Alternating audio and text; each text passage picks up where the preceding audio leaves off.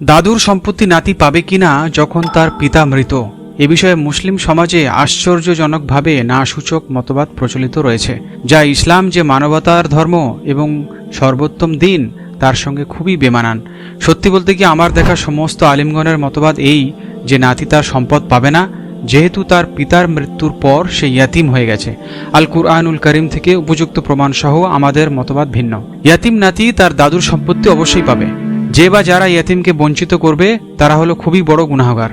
আল্লাহ সুবহানাহু তাআলার ভাষায়, যারা ইয়াতিমদের ধন সম্পদ অন্যায়ভাবে খায় তারা তো কেবল আগুন দিয়ে পেট ভরছে, আর শীঘ্রই তারা আগুনে জ্বলতে থাকবে। সূরা নিসা সূরা নম্বর 4 আয়াত নম্বর 10। মৃত্যুর স্বাদ সবাইকে আস্বাদন করতে হবে, সুতরাং মৃত্যু কখনো রক্তের সম্পর্ককে নষ্ট করতে পারে না, যেহেতু সম্পর্ক আল্লাহ সুবহানাহু তাআলা হতে প্রদত্ত। Welcome to our channel controversy of ইসলাম।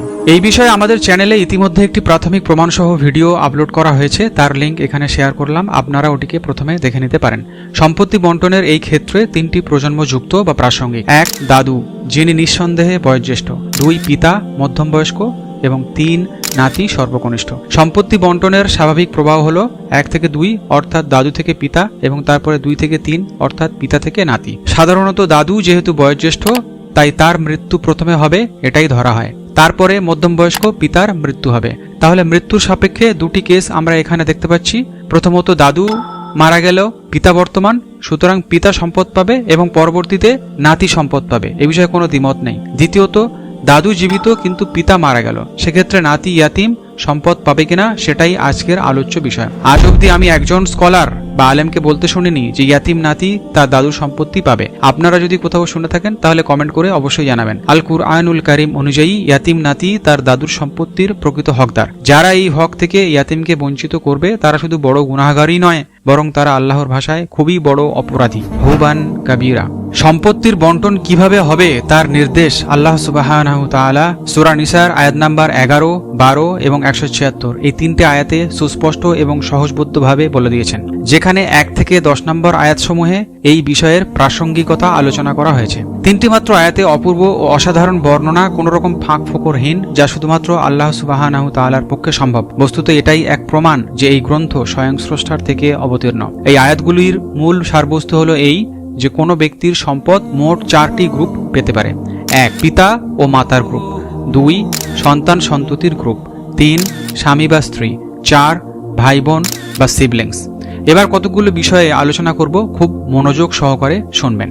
প্রথমত, পিতা জীবিত, তাহলে নাতি দাদুর সম্পত্তি পাবে কিভাবে? প্রথমে সম্পত্তি বন্টনের নিয়ম অনুযায়ী দাদু থেকে পিতা সম্পত্তির অধিকারী হবে এবং তারপরে পিতা থেকে নাতি সম্পত্তির উত্তরাধিকারী হবে। দ্বিতীয়ত, কিন্তু পিতা মৃত অথচ দাদু জীবিত, বা দাদু এবং পিতা একই সঙ্গে একই দিনে মারা গেল, এই ক্ষেত্রে আলিমগণের মতে নাতি দাদুর সম্পত্তির অধিকারী হতে পারবে না। এইখানে আমরা দেখছি মৃত্যুর সময়ের উপর নির্ভর করে নাতি সম্পত্তি পাচ্ছে কিনা সে বিষয়ে সিদ্ধান্ত নেওয়া হচ্ছে, যেটি পুরোপুরি ভুল বিচার। কারণ সম্পত্তির ব্যাপারে নাতির অধিকার সময়ের উপরে নির্ভর করে না, এরকম কোনো নির্দেশ আল্লাহ সুবহানাহু তাআলা দেননি। সূরা নিসা আয়াত নাম্বার 7। পুরুষদের জন্য অংশ আছে মাতা পিতা ও ঘনিষ্ঠদের পরিত্যক্ত সম্পদে, নারীদের জন্য অংশ আছে মাতা পিতা ও ঘনিষ্ঠদের সম্পদে, অল্প বা অধিক, ওটা ফরজ বা আবশ্যিক করা হলো। আয়াত নাম্বার 8। আর যদি সম্পত্তি বন্টনের সময় নিকটাত্মীয় ইয়াতিম ও দরিদ্ররা উপস্থিত হয় তখন তাদেরকে তা থেকে কিছু দাও, তাদের সঙ্গে সঙ্গত কথা বলো। আয়াত নাম্বার 9। আর তারা যেন ভয় করে যে তারা যদি দুর্বল সন্তান রেখে যেত তবে তারাও তাদের ব্যাপারে ভাবত, এতএব তারা যেন আল্লাহকে ভয় করে এবং তাদের সঙ্গে ন্যায্য কথা বলে। আয়াত নাম্বার 10। যারা ইয়াতিমদের ধন সম্পদ অন্যায়ভাবে খায় তারা তো কেবল আগুন দিয়ে পেট ভরছে, আর শীঘ্রই তারা আগুনে জ্বলতে থাকবে। আল্লাহ সুবহানাহু তাআলার বিধান কখনো এরকম হতে পারে না যে সম্পদের বন্টন পিতার মৃত্যুর আগে হলে নাতি তার উত্তরাধিকারী হতো, কিন্তু বন্টন পিতার মৃত্যুর পরে হওয়ার জন্য নাতি আর উত্তরাধিকারী হতে পারবে না। এ তো আরো ভয়ানক ইয়াউমুল সাবতের চেয়ে, যেখানে আল্লাহ সুবহানাহু তাআলা নিষেধ করলেন শুক্রবার মাছ মারতে, কিন্তু দাউদ আলাইহিস সালামের সম্প্রদায় শুক্রবারে বেড়া দিয়ে মাছ আটকে রাখত ও শনিবার সেই মাছ মারত। তারা অভিশপ্ত সময়ের এদিক ওদিক করে নিজেদেরকে অপকর্মে লিপ্ত করার জন্য।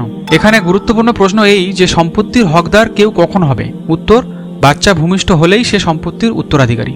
হ্যাঁ, পিতা মৃত হলে সে ইয়াতিম হলো, কিন্তু তার সেই সম্পত্তি অন্য কারোর তত্ত্বাবধানে থাকবে এবং তত্ত্বাবধায়ক তার প্রয়োজনসমূহ পূর্ণ করবে। তার সেই সম্পদ থেকে সঙ্গত পরিমাণ ভোগ করতে পারে যদি তত্ত্বাবধায়ক গরিব হয়। দ্বিতীয় প্রশ্ন, কেউ সম্পত্তি কখন হাতে পাবে? উত্তর, যখন সে বালেগ হবে ও বিবাহযোগ্য হবে, কারণ বিবাহের পর তার রিস্কের প্রয়োজন রয়েছে। সূরা নিসা আয়াত নাম্বার 6। আর ইয়েতিমদের পরীক্ষা করে নেবে বিয়ের বয়স হওয়া পর্যন্ত। তাদের মধ্যে ভালো মন্দ বিচারের জ্ঞান দেখতে পেলে তাদেরকে সম্পদ ফিরিয়ে দেবে। বড় হয়ে ফেরত নেবে ভেবে অন্যায়ভাবে তাড়াহুড়ো করে ওটা খেও না।